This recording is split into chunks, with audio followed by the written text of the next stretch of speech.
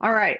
So, okay, hello everyone. This is the workshop called Supporting Advanced Writers in the Writing and Multi-Literacy Center, Introducing Strategies in Style and Conciseness.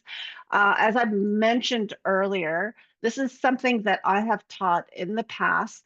Um, and sometimes I've actually included it in the Unit 299 course, but just with all the things that we have to cover that are kind of like fundamentals and basics, we just kind of had to edge these things out. So I'm kind of glad that we're able to kind of bring it back in and figure out how to integrate some of these strategies as you're working with students during tutorial sessions. So let me just get started here. You guys will all know, and this is also to the people who are kind of watching this recording. But by the way, is it recording? It is recording, right? So those who are recording, you should also know that there's a link on the training day schedule to the actual slideshow. So you guys know that it's there, right? So they're all there. You guys could always go back to it, take a look at it, uh, go through the links, but also the slideshow includes the link to the activity, which you guys are both going to do. So everybody asynchronously as well as in person will be doing these assignments, okay? All right, so let's get started. I'm gonna share my screen. Okay, so you should see the screen, right? Yep, all good? All right, great. So I have to move the picture here of you guys, although I love looking at you. Uh, sometimes it gets distracted and it covers my screen. Okay, so let's get started. So I think the basic part that we need to talk about first is like, what is an advanced writer? Um, and then going into, well, understanding where they're at. How do we help them either with style or conciseness? Okay, so let's talk about that. When you guys think about the word advanced writer, what does that mean? What does that mean for you? Um, in my opinion, I think it's just someone that doesn't write just for the sake of writing. They have, Okay. in the theme of this workshop, they have their own style. They have to be, in a way, concise. They have to kind of invoke imagery and emotion in their writing. And I think in a way, well, I think it's just lots of other stuff that I can't really think of right now, Okay. but these are the main things for me. Okay. And I guess maybe I could frame this a little bit better. I meant like, when you're in a tutorial session and somebody brings in a paper to you and you're like, aha, this person is an advanced writer versus somebody who's like what we call a basic writer. What would be the distinction? I I Yeah. I sometimes feel intimidated by these students because I think, what can I possibly give them to make this better or to help them? And that's why I'm here, because I mean, their writing may be so good that I can't find a gosh darn thing wrong with it. Okay. All right. That's fine. Although I have to say, I think you guys are all advanced writers, right? you, Elizabeth, you, Fadi, you, Jared, you, Scarlett, you guys are all advanced writers. And yet, couldn't you also improve your writing? Absolutely. Right? I mean, so I guess that's one way to think about it. It's like you guys are already advanced writers. You yourselves as tutors are advanced writers, and yet there's not an end to what you can do to improve, right? I mean, no, right?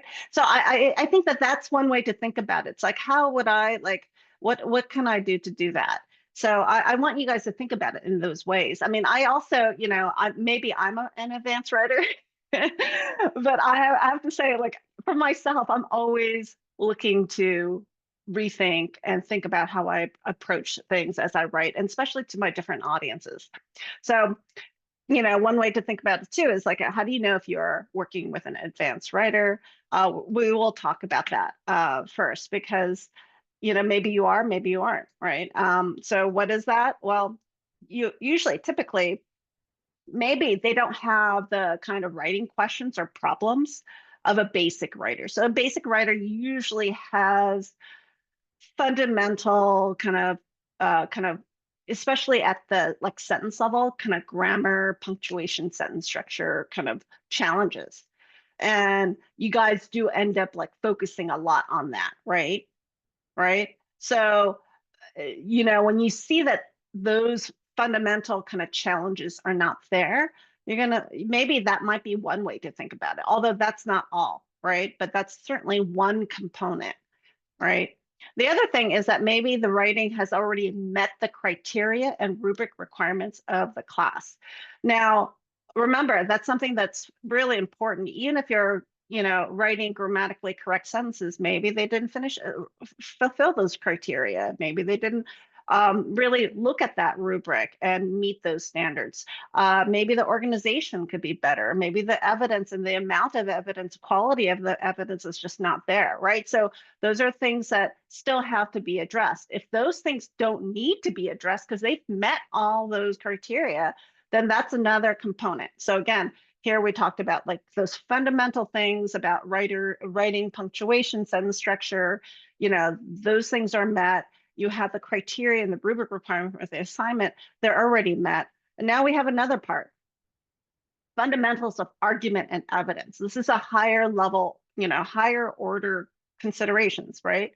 Those are also maybe met or maybe not be the focus for further development for a variety of reasons, right? So you're kind of working in a situation where all of those things have to be met, right?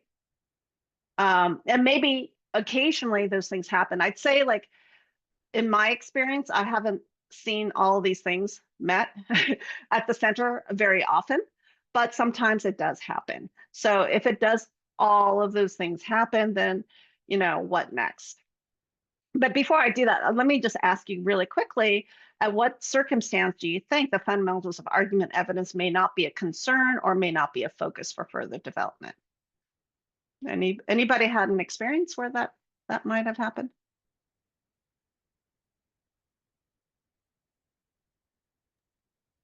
Essentially, if they're proposing their own argument in the paper and they successfully provide enough evidence to validate their perspective, so they've sufficiently used citations, they sufficiently showed research that supports their argument. Yeah, and you felt like they seemed to be meeting all those things that they were trying to do, right? Okay, right. So then you're kind of at that stage where not Scarlett, but Elizabeth was saying, okay, I've checked these things out and they've met all these things. So, oh gosh, what do I do? Right. So let me just remind you again, right? So macro vision versus micro vision. So there's like, and most of you guys, I'd say every time I've observed, I've seen you guys really do a lot of the sentence level review. And part of that is because a lot of our students do need that help. So that's why it's happening. And they're asking for it too, right? So there's a big picture, which is thesis, organizational structure, quality and quantity of evidence. But a lot of it is like grammar, word choice, sentence structure, citation practices, right? And the flow. Where does flow go? Where is it big picture or is it sentence level? I don't know. Where do you think? They always say flow. What the hell does that mean? I think I know, but it depends, right? What's flow? I have had during sessions where it could be either one really. It could be picture or sentence level. Sometimes, and if we're talking big picture, maybe in the overall kind of idea of the paper, it doesn't make sense in terms of flow. Like this sentence shouldn't be there because it doesn't make sense with the idea presented. Sorry, are you gonna say? No, I think you're absolutely right. So it could be flow in terms of like, because they're worried about the organization. Does it flow from one idea, concept, or point to another point successfully? Or it could be even at that like sentence level, micro level, where you're really talking about like sentence to sentence to sentence with transitions, or even paragraph to paragraph with a transition, right? Which is a little bit more like micro level kind of work, right? So I think it could be either one for sure. Okay, so when working with your tutees, you're clearly you're working on the sentence level review. But don't forget, because I do think that sometimes people do forget, don't forget the big picture review. Like, is the thesis tight enough? Is it articulate? Is it detailed? Does it provide the kind of support, adequate support that's needed for this particular assignment? Is the organization and structure appropriate for the discipline and for the writing that's expected, and the quality and quantity of evidence? I'm assuming you checkmarked all those things. Remember, there was that checklist that we talked about. If so, then you can start thinking about, okay, well, let's go beyond that, right? Because there's more things you can do. And that's where I would say, okay, you can look at style or you can look at conciseness, because from my experience, I've always found that students can do both. Now, you might wonder why I put style under big picture review and why I put conciseness under the sentence level. Maybe let's start with the easy one first. So conciseness, I'll define that, but conciseness is probably more sentence level because you're really looking at kind of sentence level structure, and and especially when you're kind of condensing things so it's much more concise and to the point, right? So it is, kind of the more obvious sentence level review. Style is a little bit different, maybe. And I'd say that part of the reason why I see it as big picture is that it has a huge impact on the way you think about the idea that's being presented in a paper conceptually. And I think that, of course, that's tied to how you explain that idea, the language that you use for that idea. It's a really hard thing to put a finger on, but if you have that style, you can see that. And I'm going to give you some examples. And the people who are kind of ready to do that are the people who don't need to do all the sentence level stuff, and they are ready to kind of move it up to this next level where you're really now tailoring your writing to your audience and really developing the idea a little bit further so that it is beyond just information. It really engages the audience in a way to think about it. Okay, so for me, this is a very much of a high order kind of type of writing that it takes, I would say, years to perfect, more than years, but students can learn how to do it. Okay, so helping writers with style, we're going to talk about that first. So writing style is about that deliberate, tailored arrangement of words and sentence structure, what we would call rhetorical devices, right? To target specific audiences, to better connect, I will say better connect with key ideas and concepts. This is what we would call like having these ideas and concepts kind of pop out at you, and maybe even repeatedly in such a way that it's like it becomes very clear how you're kind of presenting this concept, why it's so vital and important. Yeah, I can go on. I'm going to give you some examples. I know I could probably talk on about this, but it's very important. And the other thing, of course, with writing this kind of style is thinking about how it can draw insights and connections that maybe you wouldn't get if you just wrote it out. So you can write it out very simply, like this is something that's happening, but you can do it and elaborate in such a way that helps people really understand those connections. This is particularly important in the field of sciences and social sciences, where if they're dealing with really complex concepts and ideas, just saying this is what it is in the jargon of the discipline is very hard to understand for people outside that discipline. You guys would understand that. Technical language. So like, how do you go beyond and to really kind of capture the audience's ideas and so that they can fully really appreciate what you're saying. And then, of course, the repetition and word order is just one of the ways in which it helps people remember. So you'll see that rhetorical devices, you've learned this in literature, but I don't think you fully appreciate, especially for those of you guys who are in, like English, fully appreciate the capacity by which writing with rhetorical devices can transform how you communicate. And you see this not just in literature, you see it in ads, speeches, books, academic writing, all over the place. People who are really competent, incredible communicators, they do it. And I'd like to see you guys actually try it yourself, to be honest, do more of that, as well as maybe, if you're working with a student who's ready for it, introduce them to it. Okay, so I've taken some examples, and I'm also using these examples to introduce to you some of the key. I would give you 5 examples. There's a lot more. There's so many more. You guys can go to Silva Rhetorica, which is like the forest of rhetorical devices, and it'll give you bajillion rhetorical devices. But I'm providing 5 that are fairly common and that you'll see. And I've used the Oxford Book of Modern Science Writing as examples because these are like top tier scientists who are incredible writers, and they wrote to communicate very complex ideas to a broader audience. So you can see how they're trying to communicate.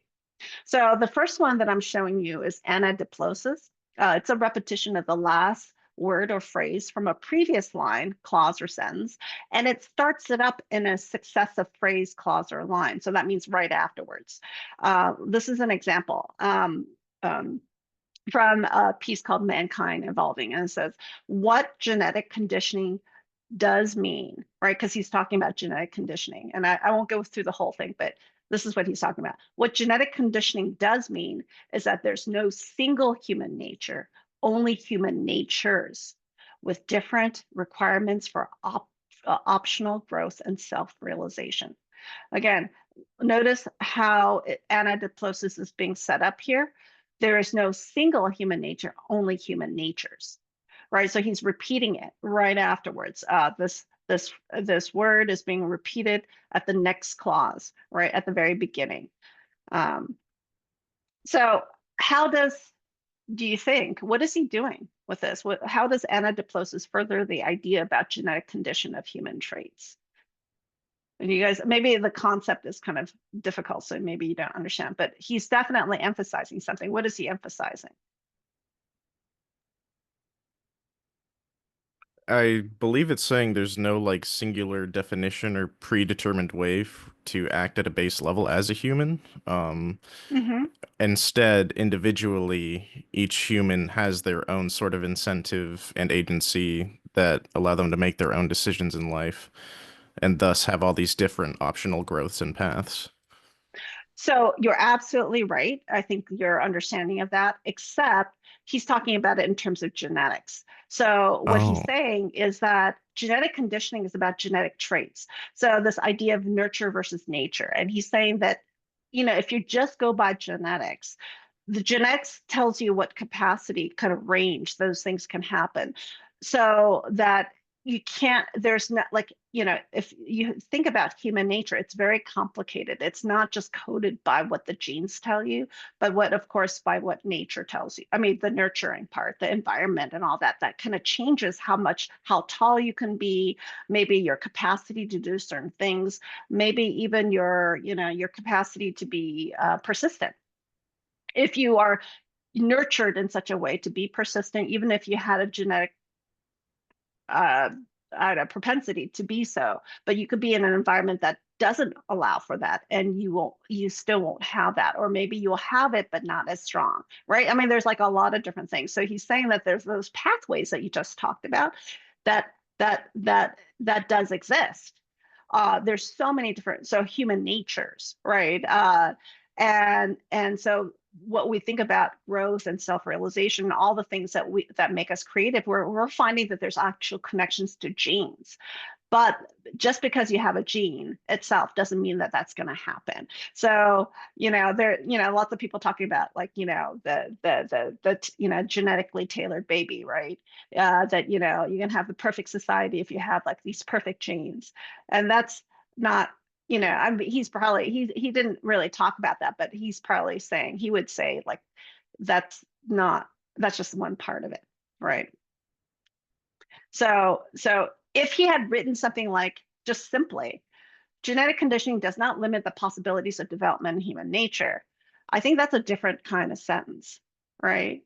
I guess I want to say that, right? Thinking about like, you can just say it explicitly. I mean, that is kind of the heart of what he's saying, but think about what he said, why he said it this way. How does this change the way you're reading and thinking about the idea?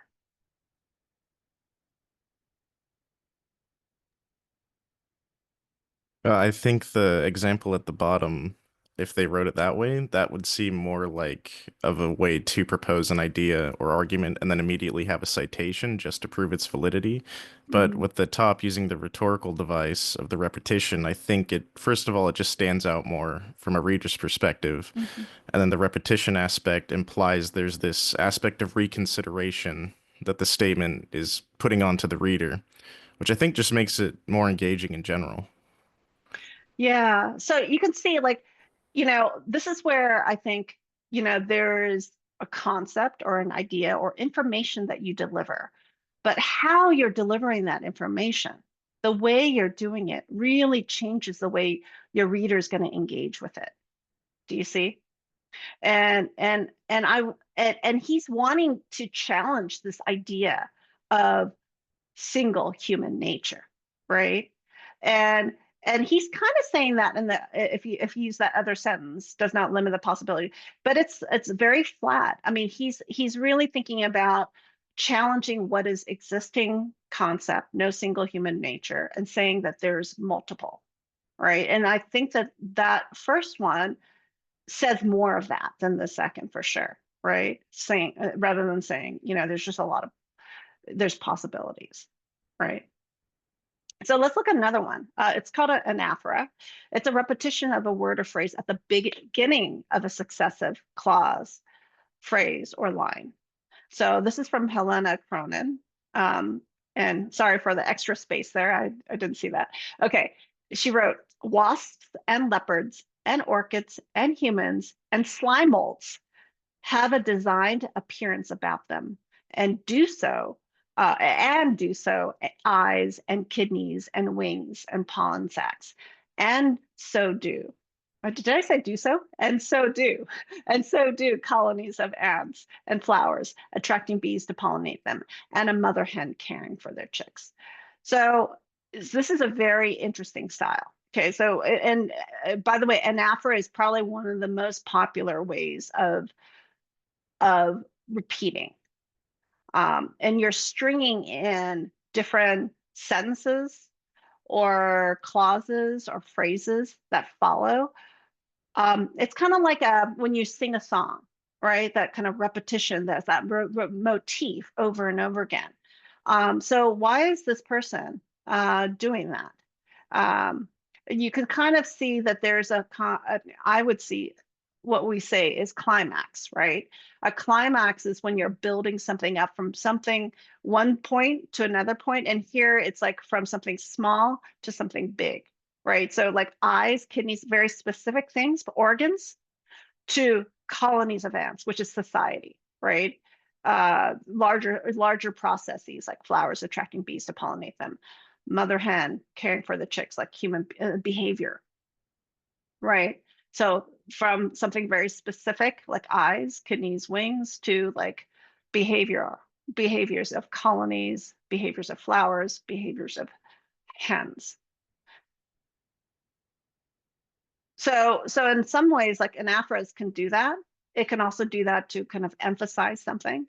Her point is talking about Darwinian theory, and the ways in which people are saying, or how she might imagine how Darwin might have been thinking about, why is there a design to all the things that we see around us? There seems to be something going on.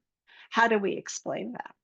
Right. So she's kind of building that question up, right? Here's another anaphora, repetition of the phrase at the beginning of successive phrases, clauses, and lines, right?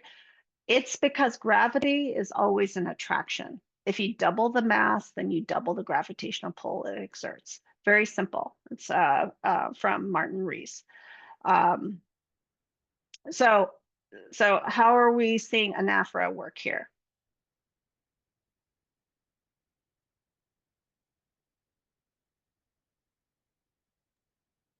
He's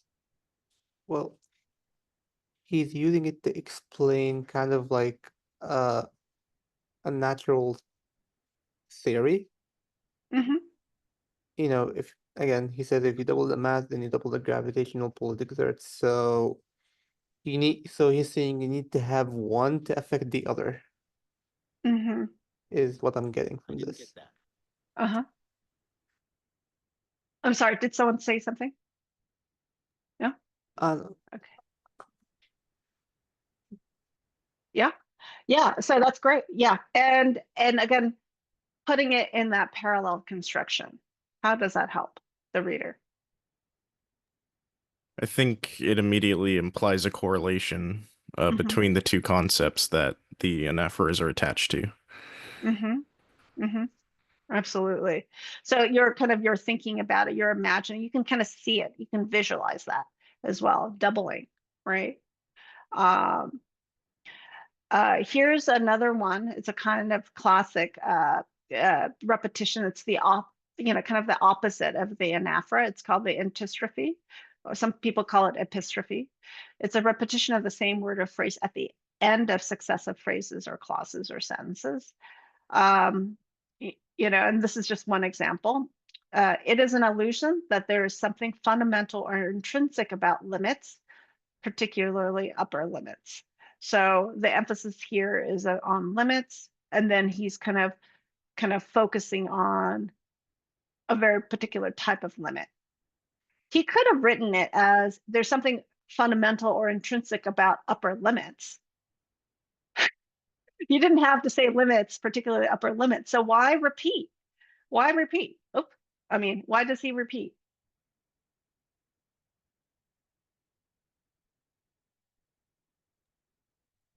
I think he's doing it to highlight topic. Yeah, the upper limits of anything, right? But it includes limits as well, but any kind of limit, in science, right? It's just it's a way to emphasize, but also keep it within the kind of the topic that he's trying to talk about, right? But that by saying that, he's going to be focusing especially on upper limits. Okay, here's another one. It's called antithesis. It's opposite of contrasting ideas in balance or parallel construction. I thought this was interesting. It's Peter Atkins, and he wrote this. Molecules have no inclination to react and none to remain unreacted. Why then do reactions occur? So I thought that was interesting as a way of setting it up. How is antithesis working here? And then we can talk about what part of speech, but what are you saying here? What is he saying? Explicitly, what is molecules have no inclination to react and none to remain unreacted. I think it's really just like they can react and some cannot react, but it's really what comes into play that either makes them react like a little bit or makes them have like a big reaction. And then I was also gonna say, aren't most of these just really reinstating the like main idea of what the topic is talking about in the sentences? Sure. There's so many different ways, but why choose to do it this way?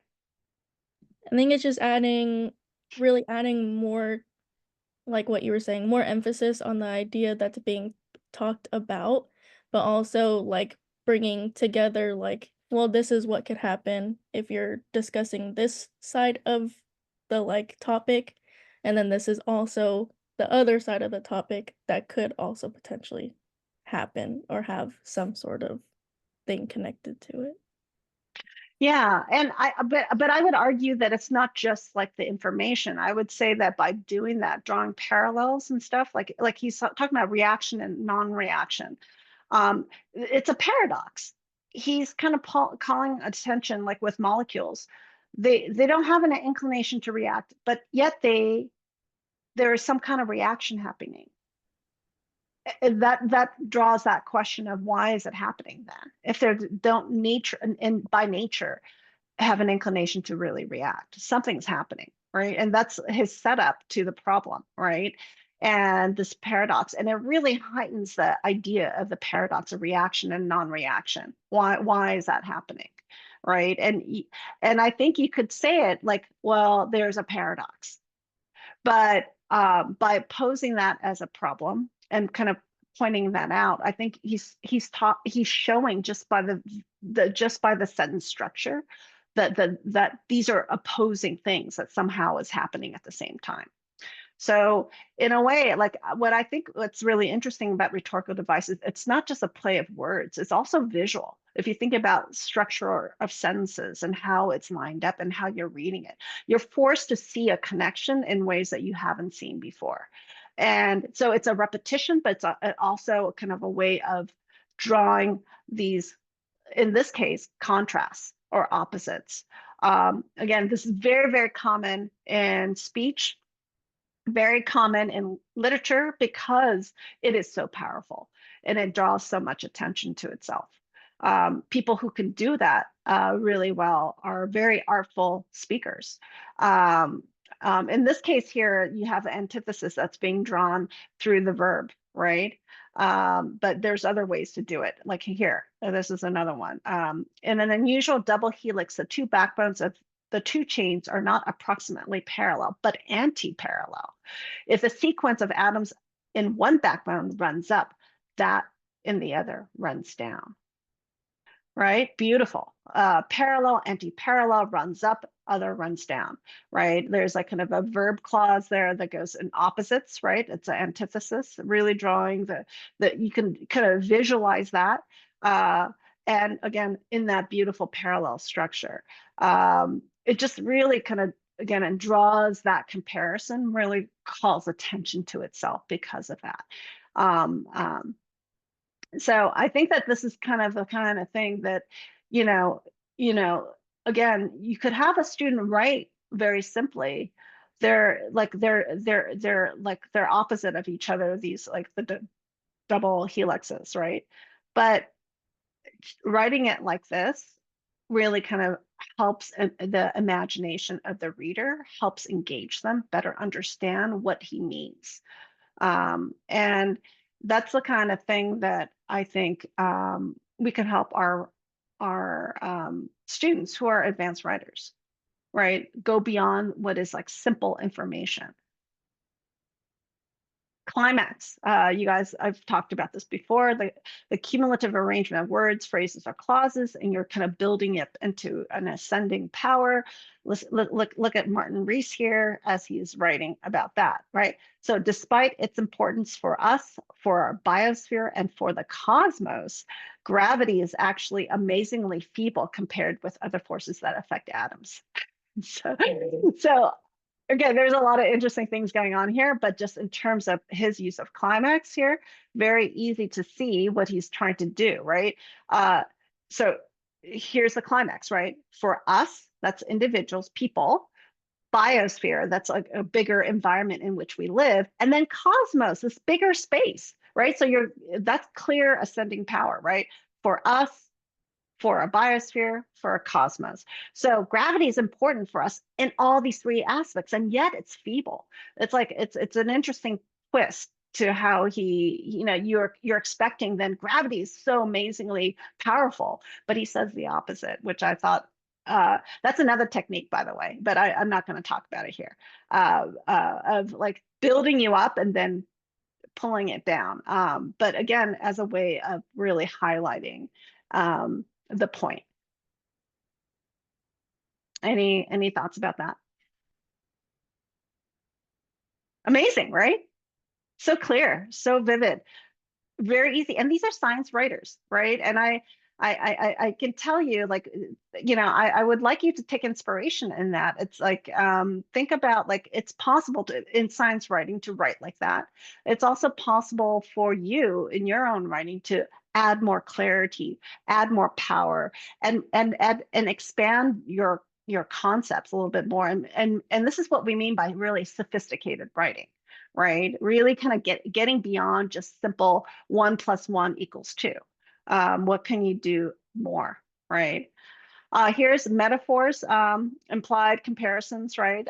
Through figurative use of words. You guys know this. Like, newborn infant is not a blank page. However, his genes do not seal his faith, right? So we go back to that genetics point, right? So a newborn infant as blank page or not a blank page. And here another one by Francis Crick about the DNA. The two chains of DNA are like two lovers held tightly together in an intimate embrace, but separable because however closely they fit together, each has a unity which is stronger than the bonds which unite them. I think that, the reason why it works, especially in the science part, like if they do end up using it, is that you can't just stop it at, like, it's like two lovers, because what does that mean? The relationships are complicated. But he's explaining exactly what he means by that. It's that they're embracing, they're together really tightly, and yet each has a unity which is stronger than the bonds which unite them, which is really interesting. So there's a kind of, advancing the concept by using the metaphor, which I think, again, if you're a good writer, you can do.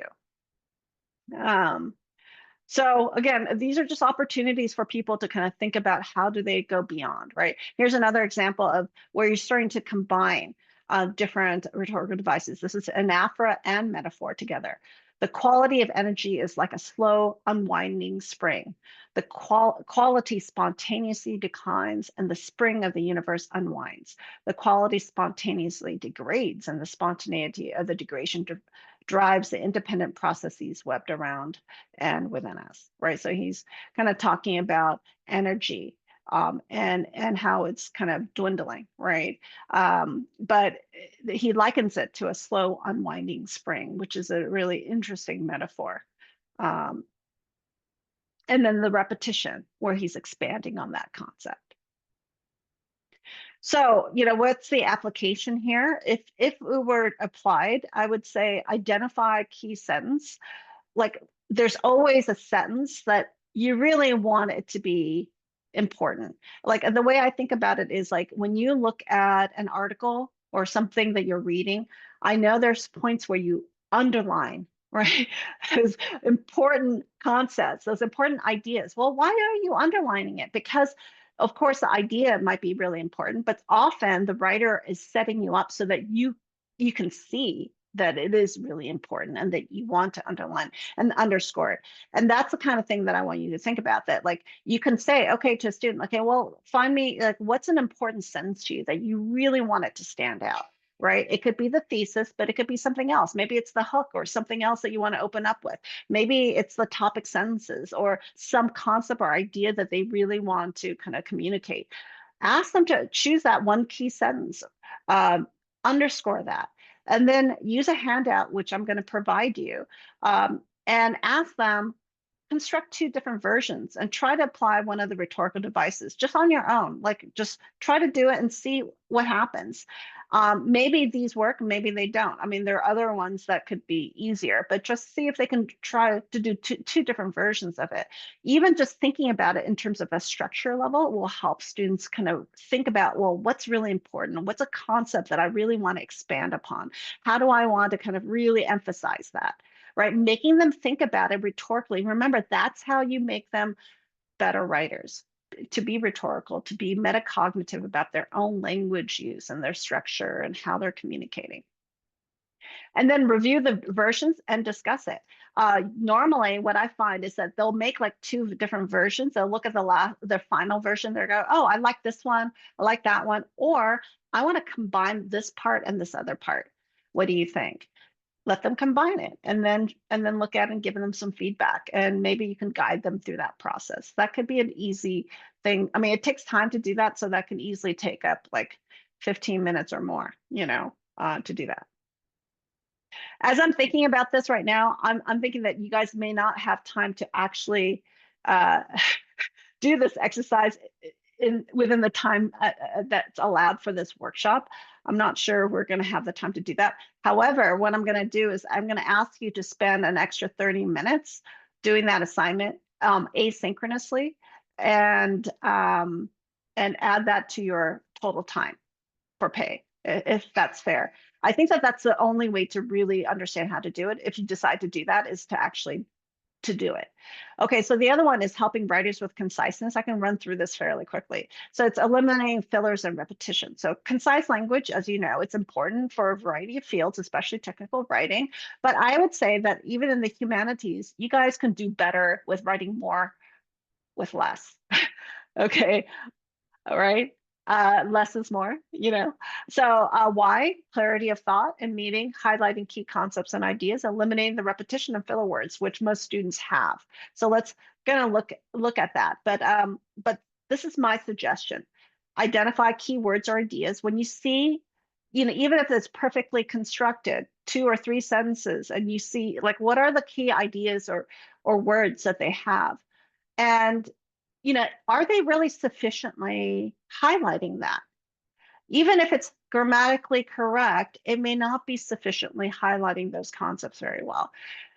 The other thing is cut unessential text or fluff, right? The words and that don't really add meaning and appears to repeat itself. And finally, probably combine sentences if necessary to help clarity or add clarification. So let's take a look at a sample. Okay, so here's a paragraph. It's an annotated bibliography, and it's supposed to have a concise summary in the very beginning. I'm not sure if the student's really achieving that though. So I'm gonna take a look at it and see how it's doing it. It says, the article discusses the many challenges that have been faced through COVID-19. It focuses and emphasizes the lack of social interactions that have affected the mental health of many individuals, especially children. The lockdown affected many schools, therefore not allowing many to attend school. So 3 perfectly good sentences. But is this a concise summary of the article? What is the article actually presenting, right? I mean, I think when you read that, it's like they're kind of talking about it, but like, what is it actually presenting? So what I would have suggested to the student is, well, what are the key ideas? Because I'm not really sure what it's really trying to say. So I picked up challenges for COVID-19. Lack of social interactions is a key concept, right?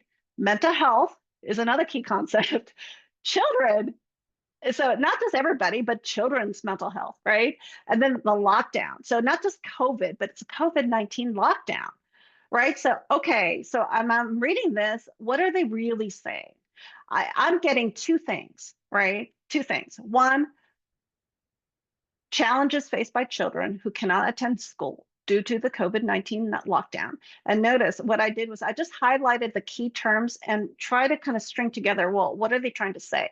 It's this, right? And the other is the impact of the lack of social interactions on mental health, right? Did they talk about the impact here? No, they didn't, right? They didn't use that word necessarily, but they were also not framing it in that way. They just said, oh, it emphasizes the lack of social interactions. It's affected the individuals. So it's a kind of long way around. They're kind of walking around the bush, but they haven't really kind of been cutting that bush, or they haven't been really addressing the point, right? They're kind of going around the point. So you got to help them get to the point to be more concise, right? So this is what I'm getting, like this is probably the main point, right? So how do we then cut the unessential fluff, combine the sentences perhaps, and then maybe connect it so that it's clear? So here's one way. So article discusses the challenges. And again, here I'm trying to keep the voice of the students writing. Like I wouldn't like go in there and just like edit, but I would just suggest like, how would you do these things? But if I were, looking at this might be one construction. So the article discusses the challenges faced by children who were not allowed to attend school due to COVID-19 lockdown and the impact of the lack of social interactions on their mental health, right? Okay, so we cut down, look, 27%. I counted all the words I added. I also counted all the words I took out. I took out 27%. And I always try to tell students minimally, try to take out 10, maximally, maybe 30 or more. 30, I mean, if you can take out 30%, that's good in a paragraph. In a sentence, maybe 10%, but this one, we could really squeeze it, condense it to 27%. So, that's actually good. So you can see there was a lot of fluff, right? There's just a lot of repetition, a lot of things that didn't really add to it. Taking it out really helps you focus. So this is what it would look like, right? Really simple, one sentence. Yes, we have 3 sentences, cut it down to one tight sentence. Okay. So you guys have an option to practice. And although we only have 10 minutes, so I don't know, if you want to do the memorable key sentence and work with style, you guys can certainly do that, but I'm not sure if you can do that in 10 minutes. Probably the best one to do would be the kind of the other one, which is like the conciseness handout. You guys can try to do that one if you want in 10 minutes. If you want to do the other one, then take an additional 30 minutes. Maybe pair up with another partner here who's signed up, and maybe at some point like meet up with them and try to work as a tutor or tutee. So practice A is really about like having a mock tutorial, bring in a sample paper that you had with a key sentence to revise, and apply the handout. And the handout is available through the link here that I provided in the slideshow. If you do the conciseness handout, I do also have that. I have a conciseness handout here and this share slideshow to share the revisions. So I'm just thinking because of time and we have 10 minutes, probably best to try to do something really quick, which is the conciseness. Is that fair? So I'm going to stop here. I can, if you want, maybe the easiest thing for me to do is to provide you with the link. Would you like that?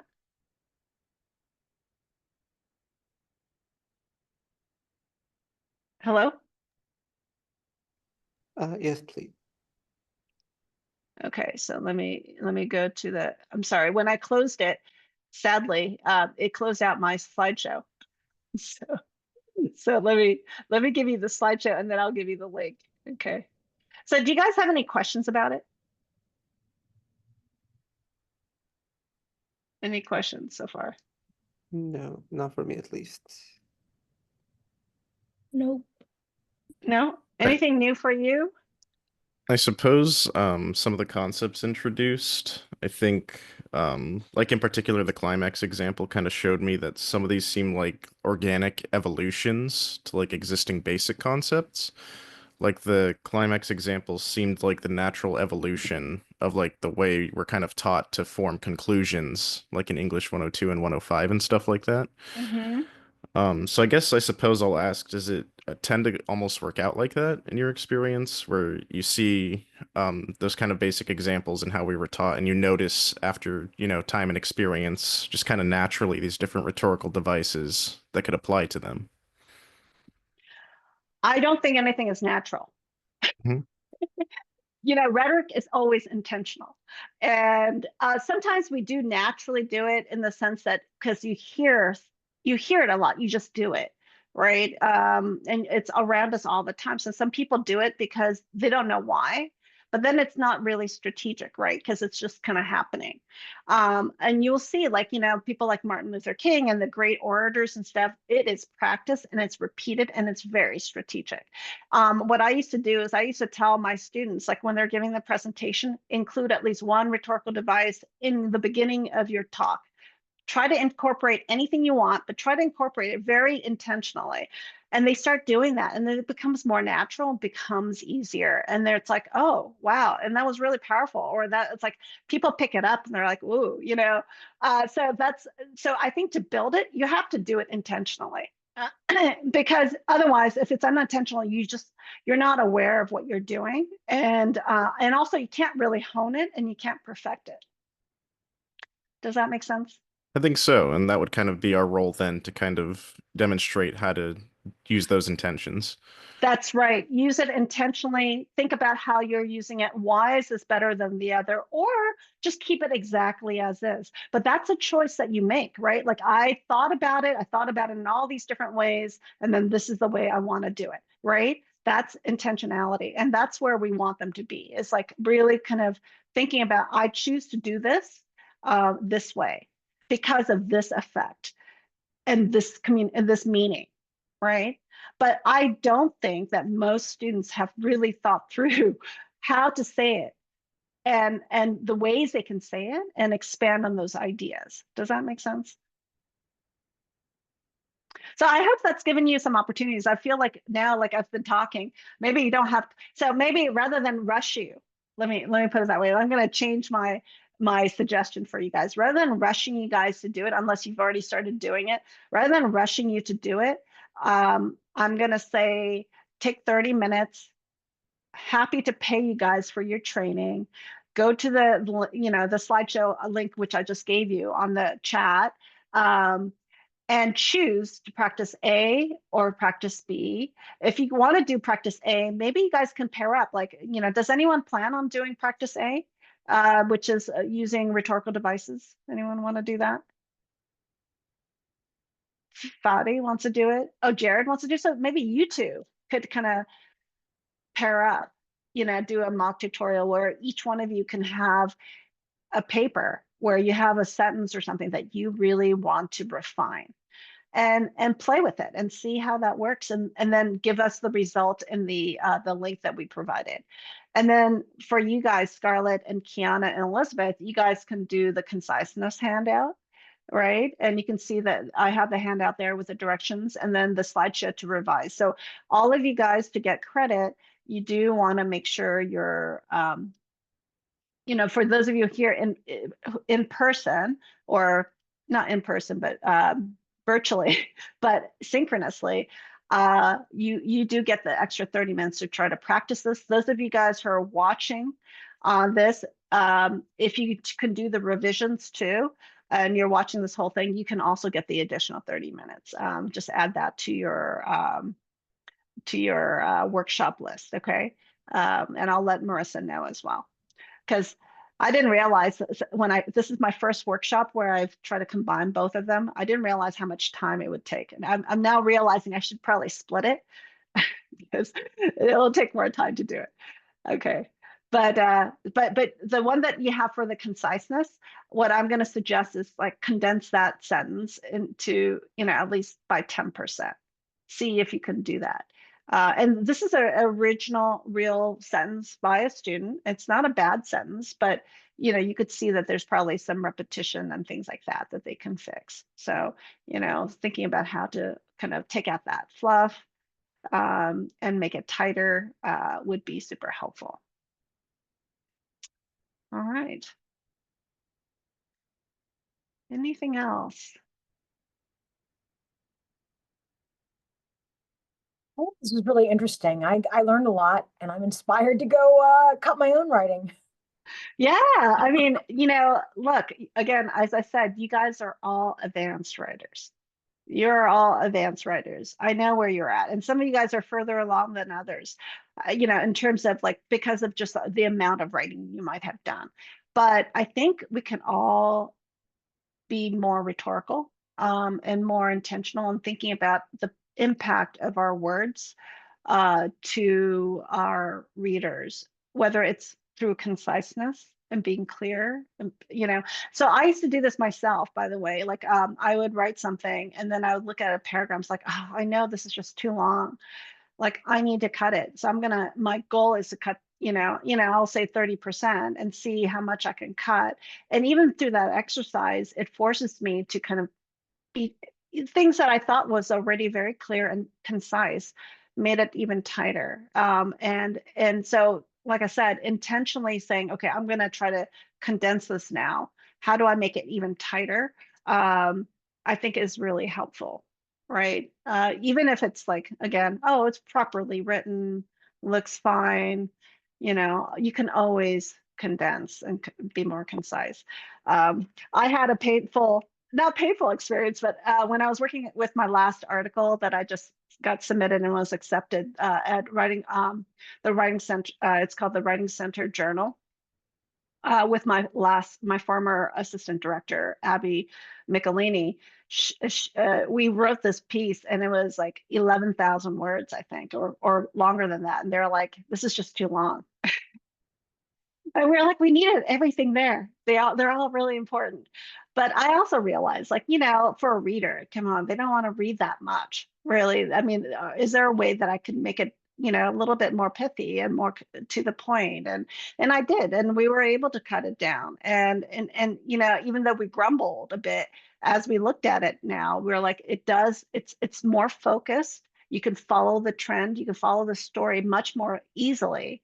It was just a better paper as a result. So, everybody has to do that, myself included. Okay, so I'm gonna pat myself in the back here because I finished like within like time. I'm kind of notorious for going over time. It's already like 12:57. I think I made it exactly within an hour. So again, I just want to hear from everybody who's doing what. So Elizabeth, what are you doing? I'm going to do the advanced writers concise. Okay. Okay, concise practice. Kiana, what are you doing? I'm gonna do the same thing. Okay, Fadi. I'm gonna focus on the style one. Okay, Jared. Same as Fadi. Kind of works out Okay. because we're buddies. Yeah, awesome. Okay, and Scarlett, I just want to confirm. I think I'm also going to do the concise. Okay, all right.